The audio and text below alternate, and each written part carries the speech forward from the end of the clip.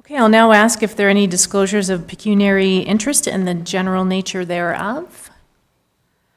Okay, seeing none, we have 3 delegations tonight. So our first delegation is Mr. Mohammed Al-Jamali, who is here regarding the petition holding elected and public officials to a higher standard. So Mohammed, the podium's right there, and if you just press the button, the red light will come on, and then the microphone will be yours.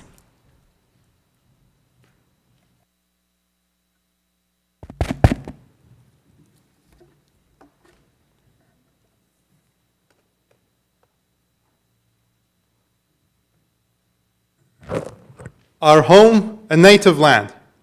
Canada is one of the world's most diverse countries. A major portion of the social fabric of this wonderful society is made up of immigrants.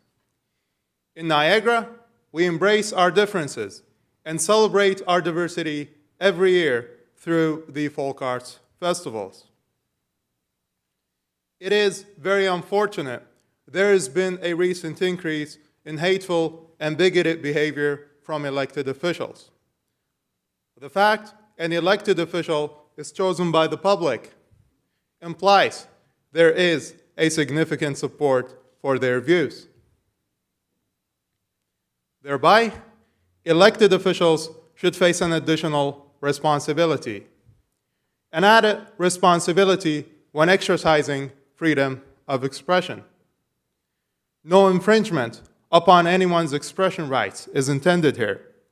Simply put, we expect elected officials to be prudent when voicing opinions and concerns. Thus, myself, followed by some of our fellow citizens who reside in the regional municipality of Niagara and Ontario, are requesting the federal government through a petition to amend the criminal code by lowering the bar for public officials who border on hatred in the name of free speech.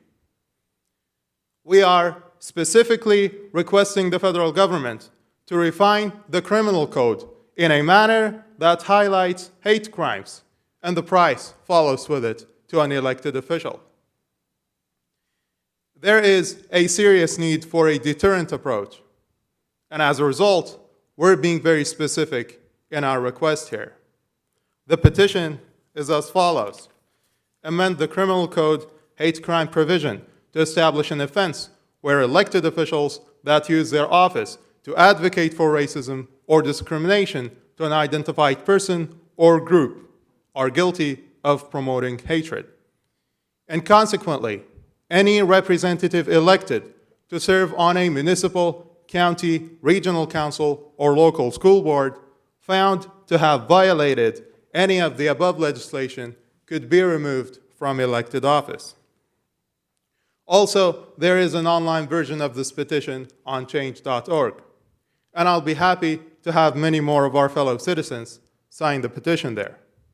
This initiative may never change what some public officials believe in, or perhaps how they think.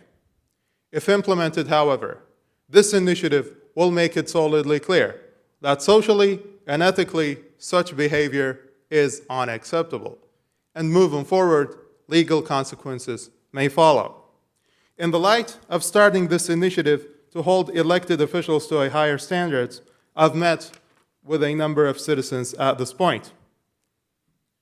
I had the opportunity to highlight the differences between free speech and speech. I was able to encourage dialogues about drawing the line between those two areas. And more importantly, I was able to discuss preventing public officials from bordering on hatred in the name of free speech. After launching the petition on the 21st of February, I had the privilege, or the ultimate privilege, of listening to ordinary Canadians from across Niagara and gave them the opportunity to have a say in this petition. And as a result, what we have here today slightly differs from the original version that was published back in February.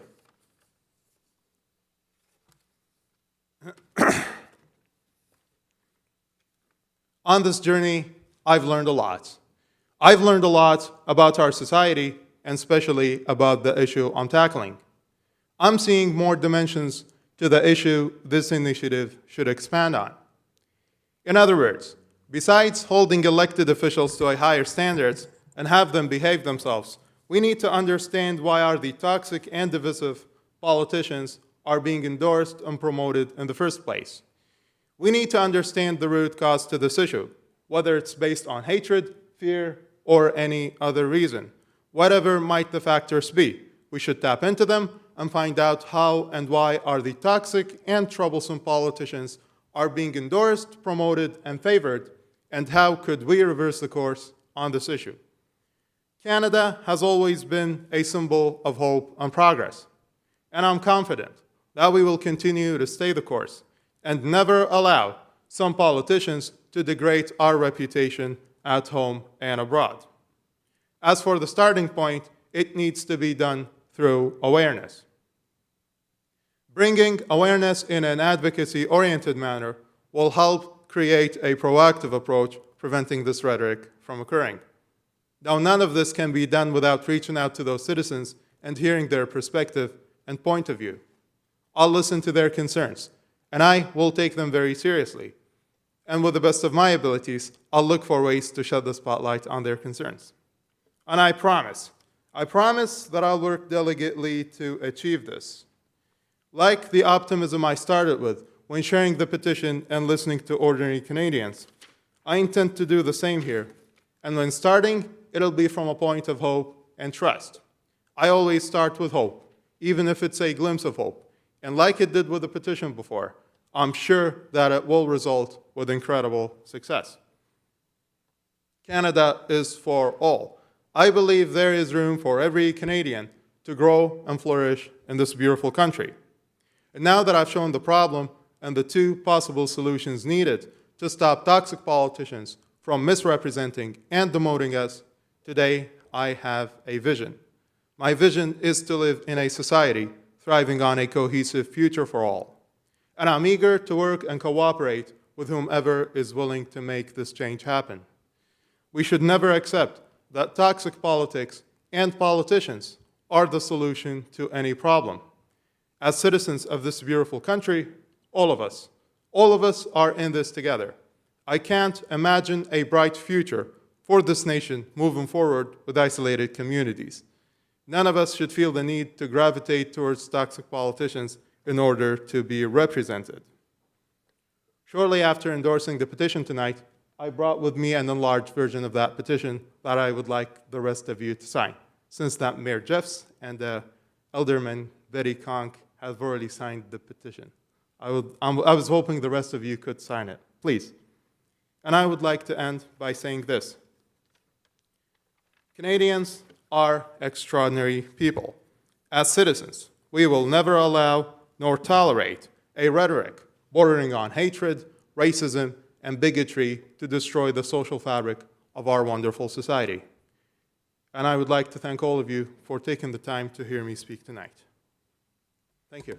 Okay, thank you so much for the presentation. Does anybody have any questions for our presenter this evening?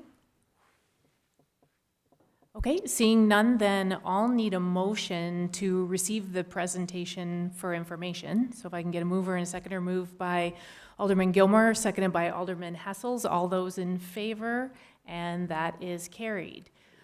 So in terms of signing, I'm wondering if we could either do that at a recess point in the meeting, or you were hoping to have signatures tonight, because we had even talked about maybe Correct. doing that maybe later this week if possible, but I'm assuming you don't want to come back all the way from St. Catharines. So, I could pick up copies of the petition afterwards. okay. That should not be a problem. Okay. Okay. All right. So, Thank you. okay, perfect. All right. So thank you so much. We appreciate it. And okay. All right. Thank you, Mohammed. Okay, so our next presenter tonight is Ms. Sandra Burns, who is here regarding fences and other structures along the lakefront property.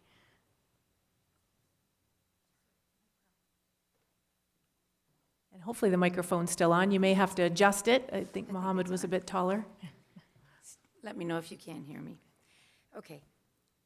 Madam Mayor Jeffs, councilors, township staff, and residents, thank you for allowing time to hear our concerns and proposed changes to the township fence bylaws in order to address safety concerns caused by Lakeview obstructions. Many of our friends and family have resided in the Township of Wainfleet for 3/4 of a century or more. Our specific property is located on the lakefront, close to the intersection of Lakeshore Road and Raffon Road. Our main concern in bringing this issue to council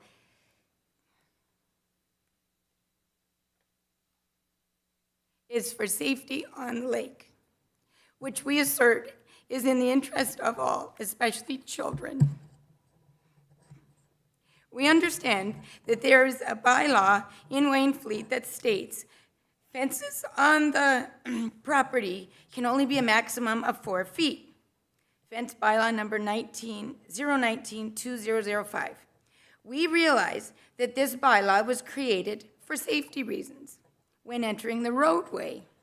However, we believe that the lakeside of the waterfront property holds equal safety concerns. Therefore, to maximize safety on the lake, we propose that privacy fences or other structures on the lakeside of the property also be limited to a maximum height of 4 feet for safety reasons. This will enable residents to have an unobstructed view of the lake in order to identify and react to possible lake dangers and call for emergency assistance when needed. For these safety reasons, we are asking for an amendment to the fence bylaw number 019-2005. Our suggestions for amendments are, and this is part of the law that it already stands, for lakefront properties, the front, the roadside, and waterfront yards, both be considered a front yard, and therefore regulations for fence heights for a front yard should be applied on both roadfront and waterfront yards. So firstly, amend fence bylaw number 019-2005, section 4B, to state, no person shall erect or cause to erect in the front yard or waterfront yard, that's the new addition, a fence that is higher than 1.25 meters, 4 feet above grade. Secondly, amend the Wainfleet zoning township bylaw, section 4, item 4.11I, to state fences, this is already in your bylaw, fences, freestanding walls, flagpoles, antenna, light standards, and similar accessory structures and appurtenances and hedges, trees, and shrubs are permitted, but in the case of a residential interior or lot situated in any residential zone, no privacy fence, structure, hedge, or obstruction that is more than 0.8 meters in height is permitted within 3 meters of the street line, to also be applied to the shore wall or dynamic beach hazard of Lake Erie to allow safety sightlines. We also ask and strongly urge that along with these new amendments to fence bylaw number 019-2005, all existing fences before these amendments also be subject to complying with the new amendments in the name of safety for all. So to support our proposal, we've spent a lot of time researching bylaws and other lakefront areas in Ontario to provide examples for your review. And just to refer to a few, the Township of Fort Erie, Crystal Beach, Ridgeway, no fences at all in the front on the lakeside. Leamington on Lake Erie, no fences at all in the front on the lakeside. Sluin, it's 1.2 meters on the lakeside. City of Windsor, 1.2 meters from the water's edge on the lakeside. Algonquin, no fences on the front. The Township of Saugeen, a fence that you can see through. And the Township of Georgian Bay, fences not be permitted. So the residents in our area have recently circulated a petition to demonstrate their support of this issue. And our community is continuing to collect more signatures. So with your permission, Madam Mayor, I would like to submit the petition with signatures collected to date. You have I think we have copies here that, yep. So I also have copies of before and after photos of recently erected fence obstructions on Lake Front, just to exemplify our concerns. So with your permission, Madam Mayor, they're up there, I see. Thank you for putting those up there. If we could take this chance just to have a look at a few of them, and you can see before and after.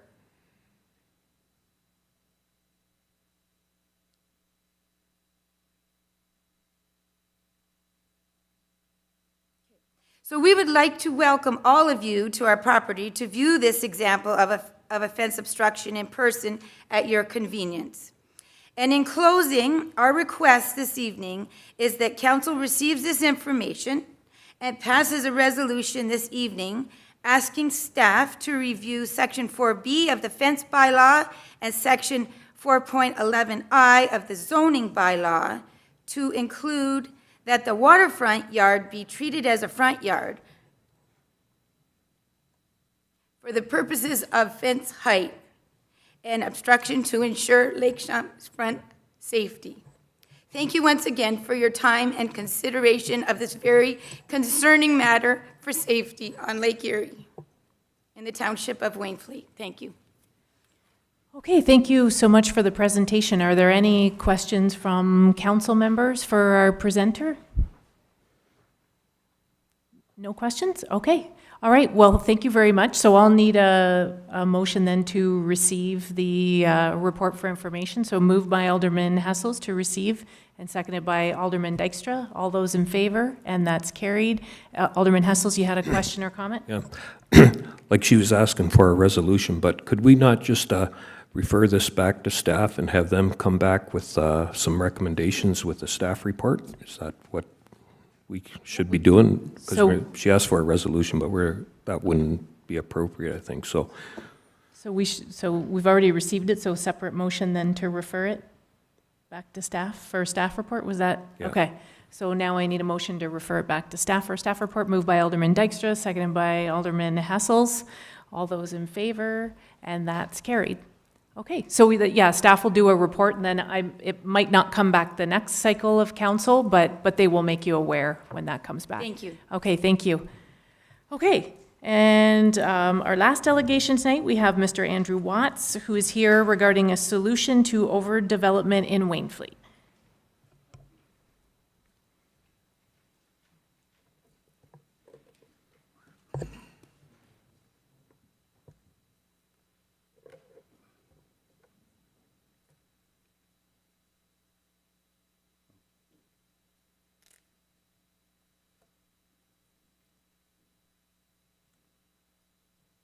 Good evening, Madam and Council, and thanks for letting me speak. I believe there are a growing number of genuinely concerned Wainfleet residents worried about the future of this rural community they live in and the apparently inexorable progress of overdevelopment within the municipality. Planning fiction, all development is good. Planning fact, official plans demand that developers and planners should only recommend development that is appropriate to the location, will have no negative impacts on existing neighbouring property owners, and will retain the character of the community. One of the most unfair criticisms levelled against people who object to overdevelopment is that we are against development, which implies that somehow all development is good. There are far too many examples of well-intentioned developments that have turned out not to be so good for many communities that I do not think being against development is necessarily anything to be ashamed of, when it can be shown to be bad or inappropriate development for a particular area and community. And as Wainfleet residents who have been elected to serve the township in its residents' best interests, I do have to ask you all the following question. What is wrong in fighting against urban sprawl and against inappropriate overdevelopment whilst protecting at least one regional municipality as the rural community most of you have been happy enough to grow up in? Most of you on this council know of the region's criticism of Wainfleet's planning policies during the big pipe controversy of several years ago, and your township planners will also be aware of it. Wainfleet was accused of 30 years of bad planning, leading to too many oversized dwellings on undersized lots, specifically along Lakeshore. Planning fiction, condominiums are what property owners want. Planning fact, whilst in city and urban settings, condominiums are allowed for intensified development on a declining available land area, there are no planning policies to indicate that they are also appropriate for other settings such as agricultural and rural areas. With the ongoing controversy still surrounding the proposed Lakewood Beach Properties condominium along that same lakeshore, and after more than a dozen years, it is impossible not to compare the two scenarios as basically the same bad planning. Too many oversized dwellings on undersized lots. And when your own planners, both township and consultant, both admit that after all those years, the proposed development could not be approved today because it still does not meet policy, the only question you're left to answer is this: why would any council and planning authority willingly perpetuate the 30 years of bad planning of previous councils by approving what their own planners admits is against planning policy? I would like to offer a very simple solution, that even at this late stage of your term, and in spite of the upcoming elections, I believe you could set in motion, if you wish, to ensure that Wainfleet is never again threatened with inappropriate overdevelopment that will inevitably lead to our agricultural lands being considered for development. Planning fiction. Developers and planners should work together to identify ways to amend planning policies to have proposed development approved before they are recommended to council. Planning fact. Municipal councils are a municipality's sole planning authority and are elected to allow development based on existing, not amended planning policies. Our official plan demands that any developer is aware of a municipality's planning policies and what is permitted before submitting any planning application. And that solution is all based on you, both as elected council and also as Wainfleet's planning authority, directing all future planning approvals to be based on existing provincial policies and both regional and our own planning policies, official plans and zoning bylaws. The basis is, of course, requiring a minimum lot size of 1 hectare, 2.4 acres, already a requirement in our zoning bylaw, for any future single detached dwelling anywhere in the municipality. Both the province and the region, and only in recent months, have revised many years of inflated population growth figures downwards and have agreed that Wainfleet remains an area of zero growth with only limited economic growth for the foreseeable future. Planning fictions. Urban sprawl is necessary and unavoidable part of provincial policy intensification targets. Planning facts. Provincial and regional governments, ministries and planning agencies all agree that urban sprawl should be restricted where at all possible to protect the remaining rural and agricultural areas. In Niagara region, Wainfleet is recognised by both province and region as an area of zero growth with a zero intensification target. Additionally, and dating back to 2009, the provincial approved Wainfleet as the only municipality of the 12 within Niagara region to have an intensification target of zero. There is no provincial policy dictating that Wainfleet is required to meet any intensification target, and indeed, the zero growth problem and the economic forecasts agreed by all parties would conflict directly with the 32 building permits issued by the township in December 2017.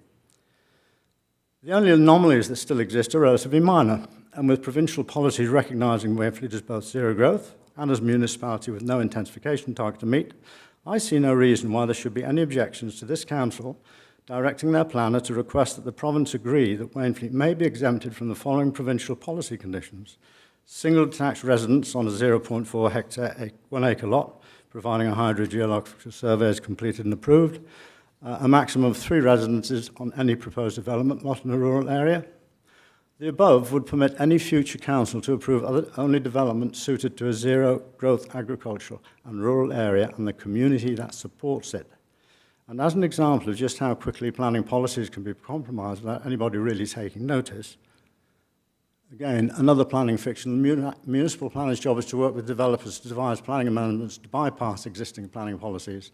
Planning facts. A municipal planner's job is to recommend developments to the elected council that are appropriate and comply with the existing planning policies as laid out in the official plans and zoning bylaws. The following is only hearsay, and perhaps the planner may be able to confirm if this is true or not. I'm not sure. There is a 40-plus acre lot of agricultural land in the Harbourview area.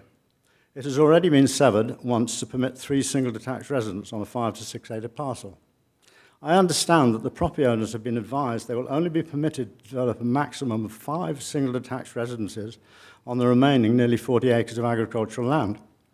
That all sounds so reasonable, almost like good planning, until you stop and think. Provincial policy, their growth plan, 2016, so current policy, only permits a maximum of 3 single detached residents on any new development lot in a rural area. So 3 on the severance, plus a further 5, would allow developers to bypass provincial policy by more than double, and all seemingly good planning. It is time to make some real choices between supporting a development lobby who appear to have the support of your own planners, or choosing to listen to those who elect you. When it is so patently obvious that all the available evidence proves that Wainfleet has neither the economic resources nor the available public or private services to support any type of multi-unit development in the immediate future, what is so wrong with the idea of actively promoting planning policies that reflect the agricultural and rural character of a municipality that all levels of government, federal, provincial, and even regional, continue to tell us should be protected?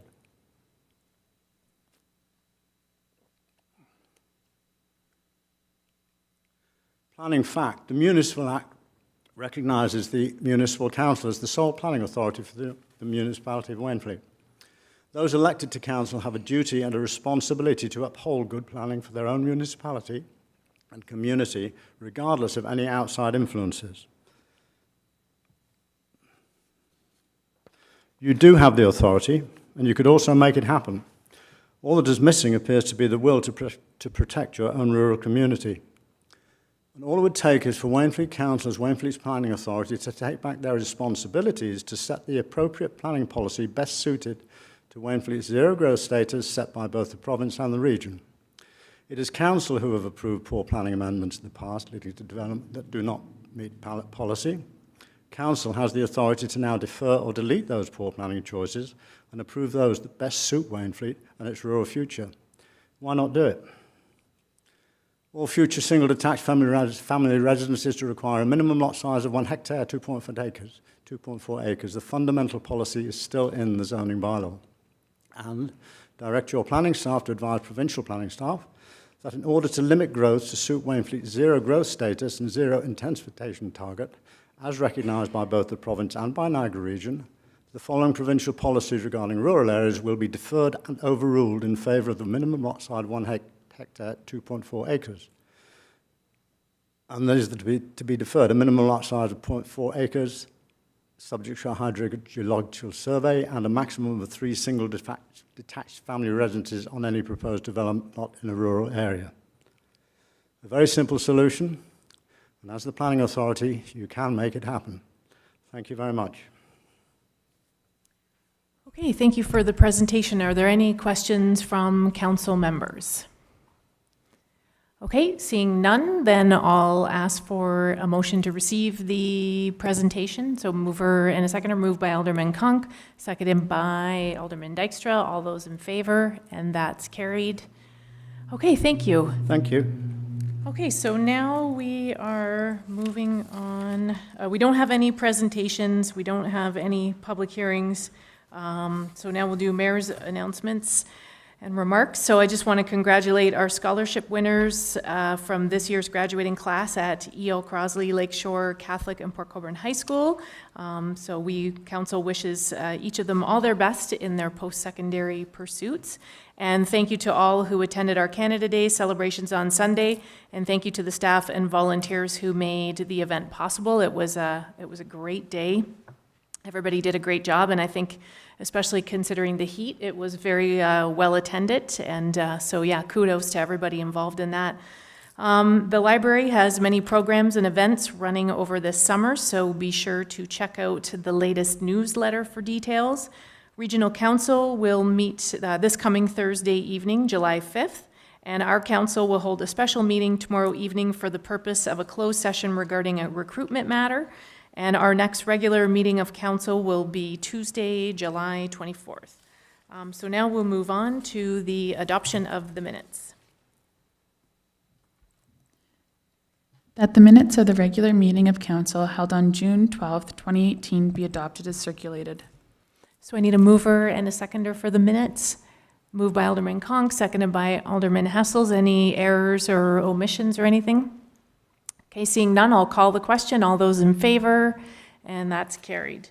And now we'll go on to our first staff report. That administrative staff report ASR-023-2018 re-vacancy on Public Library Board and the recommendation contained therein be adopted as circulated. A mover and a seconder for that report. Moved by Alderman Hessel, seconded by Alderman Gilmore.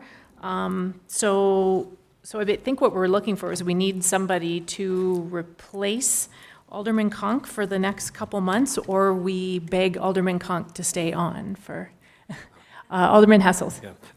No, I would make a motion that ask Alderman Gilmore to take that position. All right, I don't know if you actually conferred with Alderman Gilmore beforehand, but okay, good. So seconder for that, Alderman Conk. Any discussion or questions or fleeing out the door? No? Okay. So the recommendation is a report be received. We accept Alderman Conk's resignation, and then we are appointing Alderman Gilmore. So I will call the question. All those in favor, and that is carried. All right. Well, thank you, Alderman Gilmore. That was way easier than we thought it would be. And thank you, Alderman Hessels, for soliciting that. All right. So next report. That administrative staff report ASR-024-2018 re Carter Drain Court of Revision update and the recommendations contained therein be adopted as circulated. A mover and a seconder for this one, Alderman Conk and Alderman Dykstra. Any questions or discussion on this one? Alderman Conk. Through you, Madam Mayor, I'm just curious to know if the residents who have property along this drain are aware that their assessments are going to go up. Okay, thank you. A lot of the communication is coming from Haldimand County, so they have contacted the appropriate residents and they are in contact with them. Okay, and Alderman Dykstra. Through you, Madam Mayor, as I was part of the Court of Revision and I attended, I just wanted to say that nobody attended and nobody had sent any correspondence in regards to their property. So there was nobody that showed up in regards to opposing the increased levy on the municipal drain. And really, it was there was only really one concern raised about and that was by the Court of Revision court. Just that the two municipalities that will be sharing the drain would ensure that the maintenance program would be on the same schedule, because the upper portion is in Wainfleet, the lower portion is in Haldimand, so they would just request that both of our drainage superintendents would work together, that we maintain the drain the same time each and every, like whether it's an 8-year cycle or a 10-year cycle. Just it wouldn't be fair if Wainfleet did ours in 1 year and they did theirs another year. So that was the only concern raised. Thank you. Okay. All right, seeing no further questions, I'll call the question. All those in favor, and that's carried.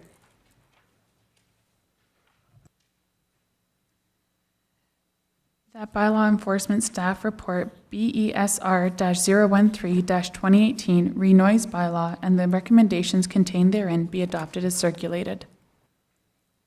A mover and a seconder for this one. Moved by Alderman Hessel, seconded by Alderman Dykstra, and I'm trying to find it here. Any discussion or questions for this? Sorry, Alderman Conk. Through you, Madam Mayor, I have had a few residents who have called me with regards to the bylaw, and they're wondering if, let's see,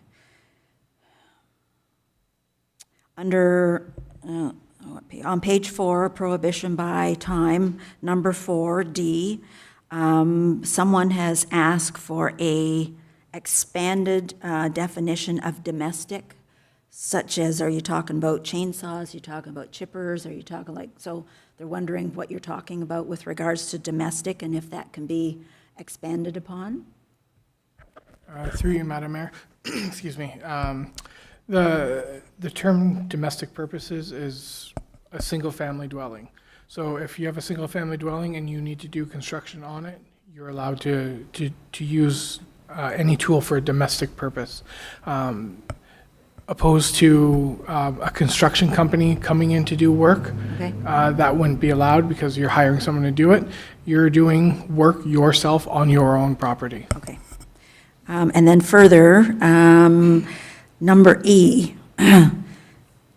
I don't know why, but somebody wants to know if this definition of motorized conveyance includes boats. Through you, Madam Mayor, no, it doesn't. I haven't seen, when I was doing research for this bylaw, I haven't seen any municipality that addresses any type of motorboat. Okay. However, it is a motorized conveyance, so if they have it up and they're revving up the engine, it would still fall under that definition if it's out of the water. If it's in the water, we don't have jurisdiction over it, but if it's out of the water and they're doing repairs on it, it would be considered a motorized conveyance. And one last concern was the hours of operation, I guess, if you will. I have had a request that we change 2,300 hours to 700 hours and eliminate, add in Saturday and Sunday. Like nothing is to happen on Saturdays and Sundays, with the exception of, people mowing their grass or whatever, and that the hours be limited to regular business hours if there's construction happening. So Monday to Friday from 7 to 7 perhaps. I'm not sure. Is that doable or not? Through you, Madam Mayor, can you just reference me to what section you're referring to? Okay, so number 4C, I think is what they're getting at. So 7 in the morning, hours the following day, or 1,000 hours on Sundays and holidays. So they want Saturday to be included in that, and regular business hours for construction from 7 in the morning until 6 at night. Through you, Madam Mayor, if that's council's wish, I have no issues amending that section. I just had a question. Are you saying, so this is 4C, you said? So using no equipment on Saturday and Sunday, or the opposite? Using No equipment being used on Saturday and Sunday. That was the request that I had. I'm just throwing it out there. a lot of people mow their lawn and stuff and do stuff on Saturday. That'd be my concern, but Mark, if you want to speak to that. Through you, Madam Mayor, construction equipment, excuse me, as it relates to construction and domestic, if you have a company and that's your main job, then that stuff is what's regulated under these timeframes. For any tool for domestic purposes would be your single residential house, you're doing your own work, you're mowing your own lawn, you don't have a company coming in, that sort of thing. Okay, so I misunderstood so you're talking specific construction, but Yeah, so not the domestic use. No. But I still have a concern. What if and I'm just trying to wrap my head around this. So are we talking like someone has a tree come down and the only time the tree removal company can come out with no? So. We're talking like construction of a house or a barn on a farmer's property or whatever. They're asking that Saturdays and Sunday be left totally free of construction. I'm thinking that's a little drastic. Yeah, but- okay, so that's what I'm trying to so I don't know if anyone else wants to comment, but I still think we have people in the community who build their own homes or putting additions on, or anyway. I'll defer to Alderman Dykstra on this one. Through you, Madam Mayor. I do have a concern because there's numerous homeowners. I mean, people work a lot of hours, and I work for a business that has numerous rentals, like mini excavators and post-hole loggers and stuff that go out on the weekend because people, quite frankly, can't get the job done during the week. So I have some concerns that people would be able to do this type of work on their own time when they're not working. Like, that's basically the only days that they have to do it. Alderman Hessels, is that a, Yeah, I would have the same concerns.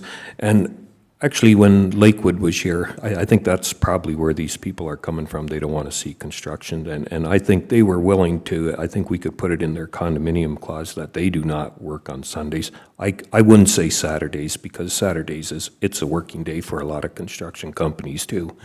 So you'd be taken away. But yeah, I have the same concerns as Alderman Dykstra, but if it's because of Lakewood that they're worried about, I think those people were willing to sign a contract that they would not work on Sundays if we can implement it just on that construction, because that's a multi-construction or whatever. So if that would appease the people or not, or even council here. I think Mark wanted to comment further. Through Madam Mayor, Alderman Dykstra and Alderman Hessels, this would not apply to a homeowner renting a piece of equipment to do their own work. The section that would restrict that they wouldn't be able to hire a company to come in and do the work. They would have to do it themselves. Domestic purpose, you're doing your own work on your own property. Oh, Alderman Gilmore. Thank you, Madam Mayor. So just to pick up on that, Mark, so that would apply to a company that does lawn mowing service for a variety of people. So under this scenario, that they wouldn't be allowed to cut the lawns that they're contracted on Saturdays if we decided to do anything different than what you have here.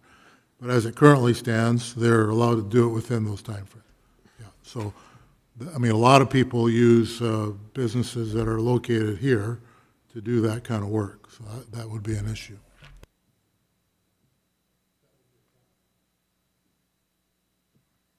Maybe it's something we need to wait on then. I don't know if maybe we need to, rather than making an amendment to it on the fly, it just seems like a lot of us have a lot of questions and need clarification. So I don't know how quickly this needs to be implemented, if it could come back in 3 weeks and we could have some time to talk to Mark offline about it. Because I think we're all a little befuddled, so.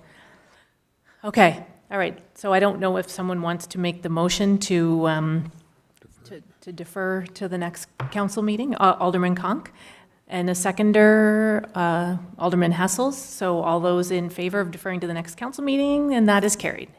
Alderman Dykstra, is it to the report? I don't know if you can he ask a question on it now that we've, okay. Through you, Madam Mayor, were we deferring the whole report, or could I still ask about something? We just deferred the whole thing. Okay. Can we still, no, it's gone, right? Yeah, okay. So maybe after, talk to staff. Yeah, that's fine. Okay, Yep. perfect. Okay, so we'll move on then to the next report.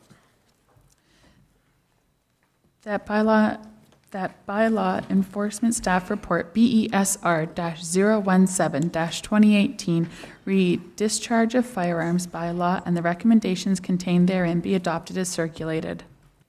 So mover and a seconder for this one, moved by Alderman Gilmore, seconded by Alderman Dykstra. Any questions or comments on this one? Okay, seeing none, I will call the question. All those in favor, and that's carried. That drainage staff report, DSR-004-2018, re Casey Drain Municipal Drain, unauthorized work, and the recommendations contained therein be adopted as circulated. Mover and a seconder for this one, moved by Alderman Gilmore, seconded by Alderman Hessels. Any questions or discussion on this one? Okay, seeing none, I'll call the question. All those in favor, and that's carried.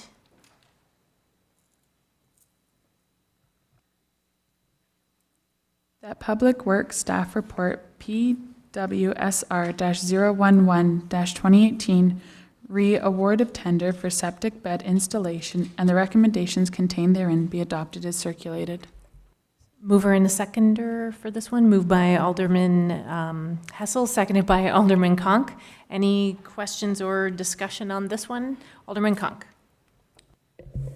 Through you, Madam Mayor, I'm a little bit concerned about the difference in pricing here. That's over $150,000 difference. Does anybody have a reason why there's such a big discrepancy? I don't know if we refer to Adam or to William. Looks like it's Adam. Through you, Madam Mayor, to Alderman Conk. I don't know specifically. I do know that we were using our kind of septic consultants to help us through the process, but I do know that when the bids came in, we were also surprised with the variation in bids, at which point Richard, with the consultants, went back to the bidders to confirm that everything that we asked for was included in the price, and we've been assured that that's the case. The one actually that was disqualified did come back and say, like, no, they had missed something, but the two that are in there presented as is, that's what the bids came in as. Well, thank you for that. I'm just a trifle worried because we've been stung like this before when we put out the bids for the septic inspections and we got a really low bid, which we accepted, and then it blossomed into something totally different, and I don't want to see that happen here. I don't know what else to say. I'm just worried that that's a big difference. Through you, Madam Mayor, to Alderman Conk. I do also know in discussion with Richard that some of the construction companies that did do the site visit were quite busy. So some of the fluctuation could be the fact that a company decided to put in a bid, albeit high. Basically, if the township's willing to pay for it, they'll do the work, but otherwise they're busy. So there's those factors also that could be leading to the difference in price, but both the consultant and Richard did go through, made sure that all the proposals included all the items that we had requested them to include. Okay. And there are some contingencies in there, but not 100,000 worth. Okay, thank you. Okay, any other questions from council? Alderman Hassel.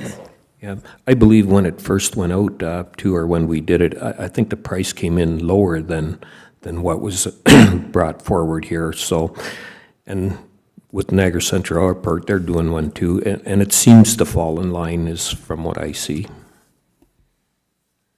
Okay, so if there aren't any other questions, I'll call the question. All those in favor, and that is carried. All right, so now we are on to correspondence, and I think there are 4 items that we need to deal with. So the first one was from Mohammed, so I think we can just receive it for information since he's done the presentation. And so if I can get a motion then to... Well, I would say just leave it on the front desk. If people want to come in over the week and sign it, then they have that opportunity Sure. to do it. I think that was the plan. So we just need to receive the correspondence, right? Amend it to receive it. So I need a motion to receive it. Moved by Alderman Conk and seconded by Alderman Gilmore. All those in favor, and that is carried. And then we had the second one from the resident regarding Regional Road 27 and Wellandport Road. We have, since this correspondence came in, I've talked to them for a couple of years over this issue. So Richard Nan, myself, Ron Tripp from the region and Peter from the region all went out to talk to them about it. So they are going to be working on the whole plan. I think they were under the impression it was going to take 5 years. It's not. But in the meantime, Ron Tripp had assured them that they would do some temporary things like demarcations on the road and maybe some more signage. So Sandra and her husband were very appreciative. So I would suggest, unless anybody has any other questions, we receive it for information. And I just wanted to make everybody aware that we did go out and talk to them. So if received for information, moved by Alderman Gilmore, seconded by Alderman Hessel. So all those in favor, and that's carried. And then we have 135 regarding No Hot Pets campaign. So we need direction from council on this one. I think they're asking us to amend, is it one of our animal bylaws to have a clause in? So would we want a report on that then, a report in the bylaw? So I don't know if council is good with that, to make a motion then to direct staff to do a report on adding that in to whatever the appropriate bylaw is. Okay, so a mover for that, moved by Alderman Dykstra and seconded by Alderman Gilmore. All those in favor, that's carried. And then the last one was support for a golf tournament. I can't remember the date, but so I'm not sure what council wants to do, or if we want to refer them to the grant process that we have in place. Oh, we've got it right here. So the grant process that we set up for inquiries like that. So I would imagine we would respond back to them to apply for the following year. Adam, I don't know if you want to speak to that. Sure. Through you, Madam Mayor, to all of council. Yes, we can add them to the list of ever-growing requesters to inform them of our new process and to encourage them to submit their applications in the fall with everybody else. Okay, so can I get a mover then to do that? Moved by Alderman Conk, seconded by Alderman Dykstra. So I'll call the question. All those in favor, and that's carried. Any other correspondence that anybody wants to discuss? Okay, seeing none, then we'll go on to the bylaws. That the following bylaws be read a first, second, and third time and finally passed this third day of July 2018. A, bylaw number 033-2018, being a bylaw to delegate financial and staffing authority to the Chief Administrative Officer for the period of nomination day, July 27, 2018, to December the 1st, 2018. B, bylaw number 034-2018, being a bylaw to establish the Niagara Compliance Audit Committee for the Township of Wainfleet. C, bylaw number 035-2018, being a bylaw to authorize the mayor and clerk to execute a municipal fund agreement for the transfer of Main Streets Revitalization Initiatives funds between the Corporation of the Township of Wainfleet and the Association of Municipalities of Ontario. Okay, I need a mover and a seconder for the bylaws. Moved by Alderman Hessel, seconded by Alderman Gilmore. Any questions or discussion? Seeing none, I'll call the question. All those in favor, and that's carried. Any notices of motion? None. We don't have any proclamations, and so then we will go into other business. Does anybody have other business tonight? All eyes on Alderman Conk. Okay, Alderman Conk. Through you, Madam Mayor, just a quick question with regards to while you were out campaigning, we had a motion at the regional level with regards to the regional beach. Do we know where that is? I think it's at coming back to planning. Okay. I think, but I can follow up on that. It hasn't come back through this last cycle that I'm aware of, but we have regional council, like I'll go through that before regional council on Thursday, but I think it went back to planning, and then I'm not sure what it's doing, but I know they said they would give it to us for $1. Was that yeah, so, well, that's positive. Okay, Alderman Hessels. I think it was brought up before, but somebody asked what the 46 cents to the region, what the township or what we get for that. And I thought there was supposed to be a report coming back to us on that. So I'm just wondering, has that got anywhere? Or I believe it was asked, we wanted to know what the region's portion is done in Wainfleet, so. Anybody wants to comment on when that might be coming? Through you, Madam Mayor, to Alderman Hessels, that one wasn't on my radar. I apologize. That's something we certainly can do. Also, I do know that the region has a property tax calculator on their website, and if you actually go put in whatever municipality you work or you live in, put in your assessed value, it will shoot out what portion of your tax dollars goes to the various like budget items for the region. So it'll show what relates to the regional police, what relates to garbage, and the various services that they provide. But we can certainly also bring back a similar summary to council in a staff report. Yeah, I would appreciate that, and I think the community would too, because a lot of people would have probably a hard time going through that process.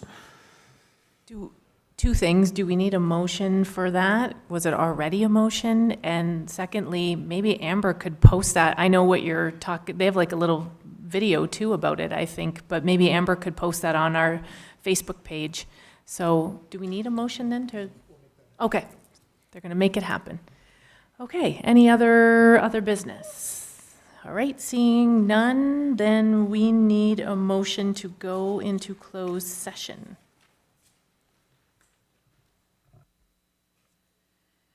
That council now move into closed session to discuss a item under section 239(2)(e) of the Municipal Act 2001 litigation or potential litigation, NCDSB development appeal. B, item under section 239(2)(b) of the Municipal Act 2001, personal matters about an identifiable individual recruitment matter. And C, minutes of the closed meeting of council held June 12th, 2018.